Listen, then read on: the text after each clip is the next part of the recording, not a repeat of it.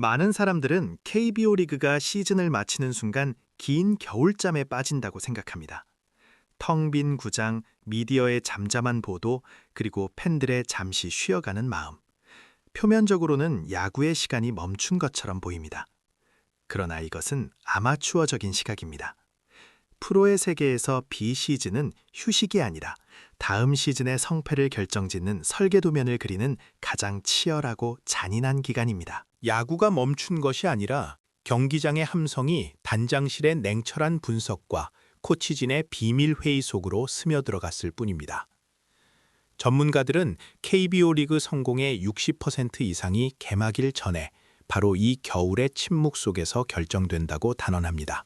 마운드 위에서 던지는 공의 구속이나 타석에서 터지는 홈런의 짜릿함이 아닌 숫자, 데이터, 그리고 보이지 않는 곳에서 이루어지는 수많은 냉정한 결정들이 시즌 전체의 운명을 좌우하는 것입니다. 10개 구단이 운영되는 KBO의 좁고 경쟁적인 생태계에서 단 하나의 오판은 치명적인 결과를 초래합니다. 유럽 축구처럼 막대한 자본으로 실수를 덮을 수도 없고 선수 수급풀이 넓지도 않습니다. 이 말은 겨울에 지은 집이 무너지면 여름에는 속수무책으로 무너지는 것을 지켜볼 수밖에 없다는 뜻입니다. 오늘 우리는 그 침묵의 장막 뒤에서 KBO의 운명이 어떻게 쓰여지고 있는지, 그리고 왜 비시즌 전략이 단지 선수 영입이라는 단순한 개념을 넘어 팀의 존재 이유와 철학 그 자체를 반영하는지 깊숙이 들여다볼 것입니다. 우리가 주목해야 할 것은 세 가지 핵심 질문입니다. 첫째, KBO의 비시즌은 정확히 어떻게 작동되는가? 단순한 FA 영입을 넘어선 6단계의 구조적 결정들은 무엇인가?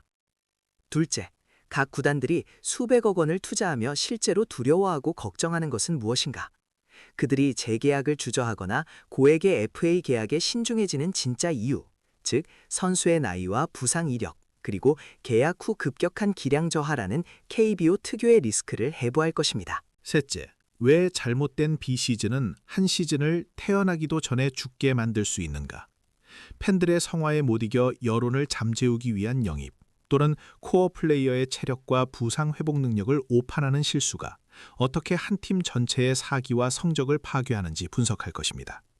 KBO의 겨울은 공백이 아닙니다.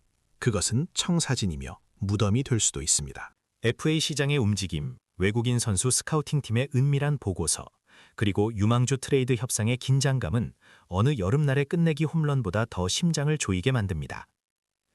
우리는 앞으로 비시즌이 단순히 몇 명의 선수가 유니폼을 바꿔 입는 가십거리가 아니라 로스터 평가부터 시작해 국내 FA 시장의 양날의 검, 생존의 필수 요소인 외국인 선수 영입, 그리고 침묵 속의 트레이드 전쟁까지 일련의 복잡하고 상호 연결된 결정들로 이루어진 거대한 조직적 전쟁임을 증명할 것입니다. 이 모든 것은 144경기가 시작되기 훨씬 전에 차가운 단장실의 하얀 보드 위에서 이미 끝나 있는 싸움입니다.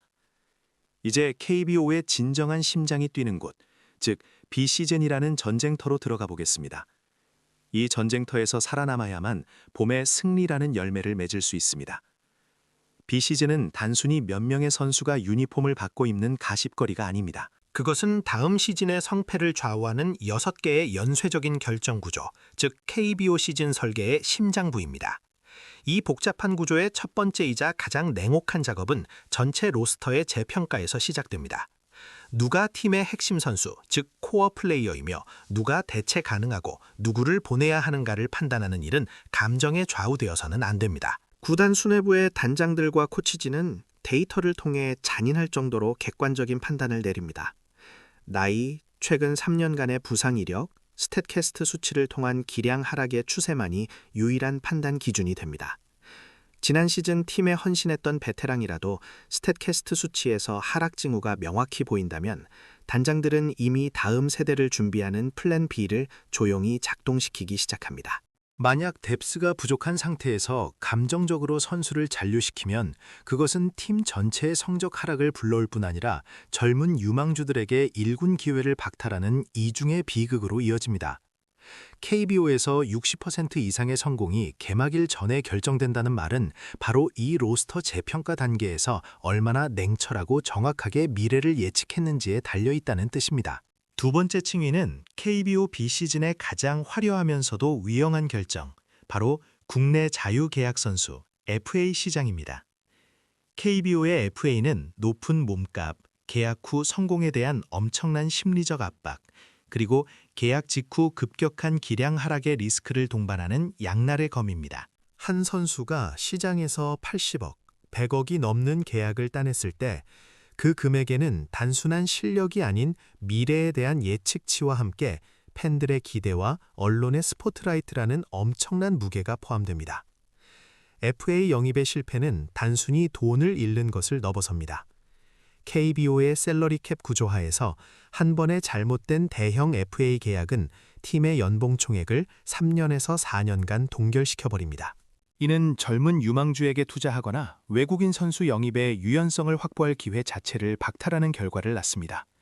이 리스크를 피하기 위해 최근 몇 년간 많은 KBO 팀들은 이름값 높은 스타 FA 영입 경쟁에서 발을 빼고 대신 내부 유망주 육성 및 로스터의 깊이를 강화하는 방향으로 전략을 전환하고 있습니다. 이는 단기적인 화제성보다 장기적인 구단 운영의 안정성을 택하는 냉정한 판단인 것입니다. 팬들의 기대는 구단에게 FA 영입이라는 압력을 가하지만 단장들은 그 계약이 팀의 미래에 미칠 장기적인 독소 효과를 끊임없이 저울질해야 합니다. 세 번째 층위는 팀의 생존을 결정짓는 가장 직접적인 퍼즐 조각, 바로 외국인 선수 영입입니다. KBO 팀들은 보통 2명의 외국인 투수와 1명의 외국인 타자를 보유하며 이 3명의 퍼포먼스가 팀 전력의 3분의 2를 차지한다고 해도 과언이 아닙니다. 여기서의 선택은 곧 플레이오프 진출 여부를 결정하는 생사 문제입니다. 구단의 스카우트팀은 비시즌 내내 미국뿐 아니라 도미니카, 멕시코 등 전 세계 리그를 샅샅이 뒤집니다. 그들은 단순히 선수의 타율이나 승패 기록을 보는 것을 넘어섭니다. 수백 이닝의 영상 분석을 통해 투구 구속의 일관성, 즉 시즌 전체를 버틸 수 있는 내구성을 확인하고 KBO 리그 공인구와 마운드 환경에 대한 적응 가능성을 예측합니다. 트리플 A에서 압도적인 성적을 거두었더라도 한국 땅에서 갑자기 제구력을 잃거나 타격 페이스를 찾지 못하는 경우가 허다하기 때문입니다.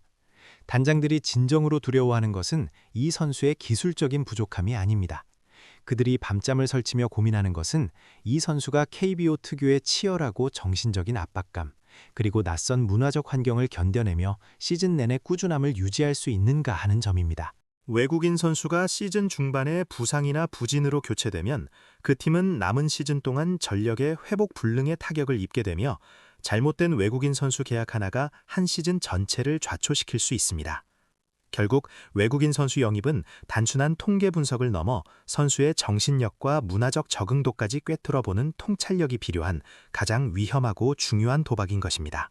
이 세 가지 결정, 로스터 재편, FA 시장 대응, 그리고 외국인 선수 영입은 서로 꼬리를 물고 이어지며 모든 팀들이 비밀리에 움직이는 조용한 전쟁의 서막을 알립니다. 이 모든 결정들이 모여 KBO 비시즌은 단순한 휴식기가 아니라 144경기가 시작되기도 전에 이미 승패의 운명이 결정되는 무대가 됩니다. 앞서 이야기했듯이 이 모든 결정은 보이지 않는 전쟁의 서막입니다. KBO의 이적 시장은 유럽 축구처럼 블록버스터급 영입으로 외부에 크게 노출되지 않을 뿐 그 위험성과 파급력은 훨씬 치명적입니다. 왜 그럴까요? KBO는 단 10개의 팀으로 이루어진 폐쇄적인 리그이기 때문입니다. 한 팀이 강해진다는 것은 나머지 9개 팀 모두에게 곧바로 압박으로 다가옵니다. 유럽처럼 20팀이 경쟁하는 리그에서는 중위권 팀의 미세한 전력 보강이 크게 티나지 않지만 KBO에서는 투수 로테이션에 안정적인 5선발 한 명을 추가하는 것만으로도 전체 판도가 흔들릴 수 있으며 그 여파는 상위권 팀의 순위까지 위협할 정도입니다. 최근 KBO 이적 시장의 추세는 매우 명확하게 변화하고 있습니다. 첫째, 선수 경력의 황혼기에 접어든 이름값 높은 스타를 비싸게 영입하는 사례가 줄어들고 있습니다. 대신 팀들은 확실한 투수 로테이션과 불펜의 깊이를 강화하는 데 막대한 돈을 쏟아붓고 있습니다. 야구는 결국 마운드 싸움이라는 근본적인 진리로 회귀하고 있는 것입니다. 둘째, 공격력 올인보다는 수비와 주루가 가능한 다재다능한 선수, 즉 멀티 포지션 소화가 가능한 유틸리티 플레이어에 대한 선호도가 높아졌습니다.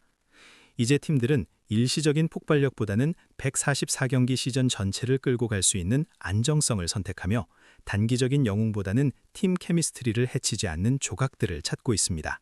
프론트 오피스에서 선수를 평가할 때 던지는 질문 자체가 바뀌었다는 것이 이 모든 변화의 핵심입니다. 과거에는 이 선수가 유명한가? 팬들의 환호성을 살 수 있는가를 물었다면 이제는 냉정하게 데이터에 기반하여 이 선수가 우리 팀에 몇 승을 더 안겨줄 것인가를 묻습니다. 승리 기여도 중심의 접근 방식은 FA 계약의 규모와 트레이드의 가치를 결정하는 핵심 기준이 되며 감정을 배제한 채 팀의 약점을 정확히 메울 수 있는 선수를 찾게 만듭니다. 그러나 이러한 데이터 중심의 분석에도 불구하고 비시즌이 안고 있는 가장 큰 위험 요소들이 있습니다. 바로 선수의 몸 상태 오판과 회복 능력에 대한 과대평가입니다. 지난 시즌 부상을 안고 뛰었던 선수의 회복 기간을 너무 낙관하거나 나이가 많은 선수의 급격한 기량 저하 속도를 예측하지 못하는 실수를 범하는 것입니다. 이와 더불어 팬들의 불만을 잠재우기 위해 혹은 언론의 비판을 피하기 위해 오로지 여론을 달래기 위한 영입을 감행하는 경우도 있습니다. 이는 데이터가 아닌 감정이나 외부 압력에 의해 이루어진 결정이며 이러한 결정들은 시즌 중반 팀이 가장 위기에 처했을 때 시한폭탄처럼 터져버리는 경우가 허다합니다.